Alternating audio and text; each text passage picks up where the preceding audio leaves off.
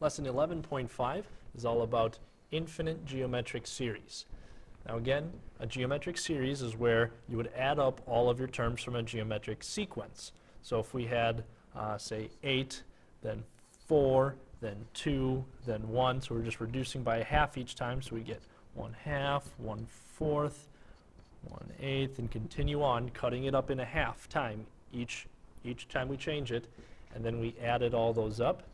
That would be a geometric sequence that we're adding together, but let's say we wanted to add them up forever. So we keep going on, adding up all of them until forever over here. We just keep on going. If we were to add all of those up, that would be what's known as an infinite geometric series. Now, not all geometric series will have an infinite sum. Sometimes they'll get just too big, and they'll continue on getting bigger, and we'll never know exactly what they equal. So which ones do? How do we know if they have a sum or not? Well, we'd say 1, or negative 1 is less than or equal to that r value is less than or equal to 1. So the r, our common difference, has to be in between negative 1 and 1. And it can be exactly equal to them, but it just has to be within that range. Another way to say this is the absolute value of r has to be less than 1. So these are our two stipulations to check and see if they are. So like this one, to go from 4 to 8, 2 to 4, that's 1/2 is our common ratio each time. Again, we're just, like I said, cutting it up by 1/2. So in this case, there would be an infinite geometric series. There would be the sum because it's in between. We'd say negative 1 is less than or equal to 1/2. That is less than or equal to 1. That is true. So we could find the sum of this one. So let's see how it works for these ones. We need to know, first off, what is that r, the common ratio, to know if we actually can do it or not. So we'd say, how do we go from negative 108 to 36? Negative 108 divided by 36 equals negative 3. Again, just a double check to be sure, 36 to negative 12. 36 over negative 12, again, is also negative 3. So our common ratio is negative 3.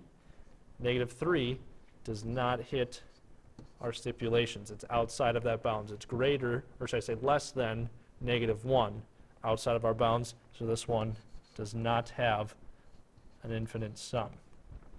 So let's check this other one though.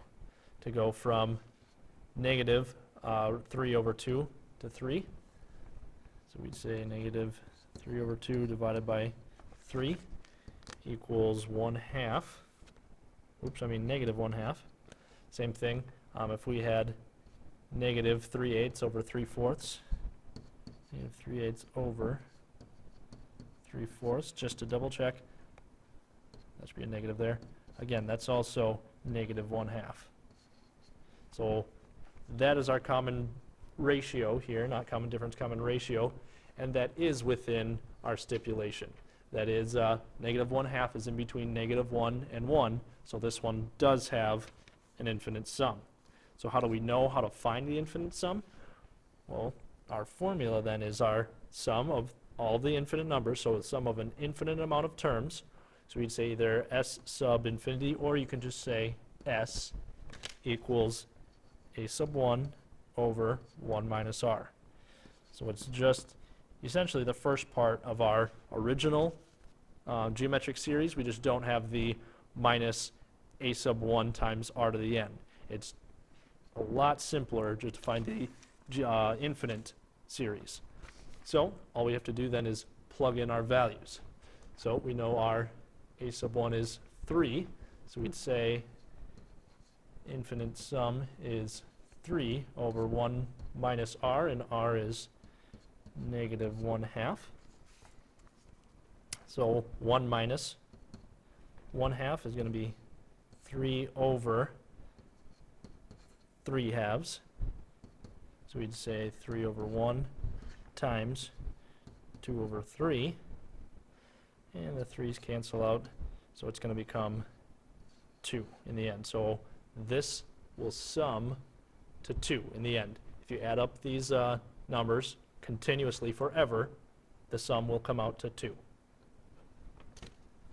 So if we are given it in sigma notation, again, we would still be using the same S sub infinity equals A sub 1 over 1 minus R.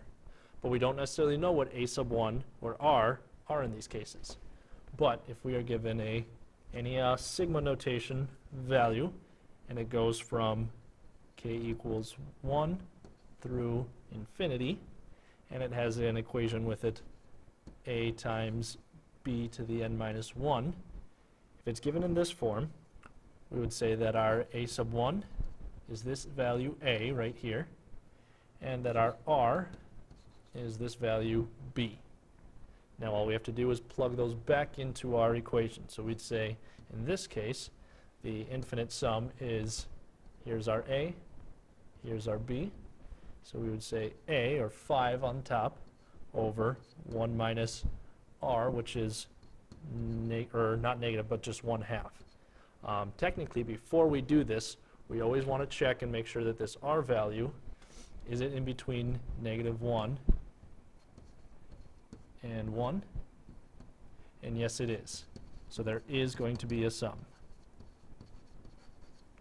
Now that we know that there is a sum, all we have to do is just solve it out. So we'd say 5 over 1 minus 1/2 is 1/2. So we put it as 5 over 1 times 2 over 1, because we're multiplying by the reciprocal, which means that our sum is 10. So again, we would say 10 is the infinite sum, or you could say just 10 is the sum. You'll see it written both ways. Both are correct. So now that we know how to deal with an infinite series in sigma notation, here's a kind of a neat trick you can use when we're given a number as a repeating decimal like this, and we want to know how to change it into a fraction, or how does a calculator change it into a fraction. Here's a nice cool little method that will help us find how to do that. The first step to do is just write down your decimal and set it equal to d. So actually, I'm going to put d on our left side, say d equals 0.252525, continuing on. Our second step then is to multiply by, normally we don't necessarily know how much we need to multiply by, but we always know that it's however much we need to find that repetition. So in this case, it's 25, 25, 25, so to make it repeat, we need the 25 out front. So in this case, and in most cases, we'll multiply by 100. So that would look like this then. We'd have, 100d equals 25, because we multiplied this side by 100, 0.252525. Now again, let's say our decimal value d was, d equals 0.33333. You don't need to multiply it by 100. You could just multiply by 10, get 10d equals 3.33333. So as long as you have enough so that you're hitting the repetitions, that's all you need, that much of 10. In this case, it's 100, and normally it will be 100. The next step then is we're going to subtract our two equations. So we would say 100d equals 25.2525 ... and d equals 0.252525 ... and we subtract them. There's a little more room to work here. 100d minus d is 99d equals, this whole piece is the same as this, because they continue on forever. So when we subtract them, we're left with just that 25. I'm going to show you the same thing with this piece here. So if we had 10d equals 3.3333 ... and we had d equals 0.3333 ... and we subtracted those values, that would give us 9d equals not point, just 3. Now from here, the last thing to do, step 4, is just solve for d. So in this one, we would say d equals 25 over 99. So that would be our decimal fraction, our 0.25252525. We could say that that's 25/99ths. Or in this case, we would say if we had 9d equals 3, then d equals 3 over 9, or 1/3. So that's why 1/3 comes out to 0.33333333 and continuous. So that's a pretty cool trick there as well. So things for your reference sheet. Anytime we are looking for infinite sum of an infinite geometric series, again, it would be written something like this. S sub infinity is going to be a sub 1 over 1 minus r. Or, again, remember you might also see it just as the s. S equals a sub 1 over 1 minus r.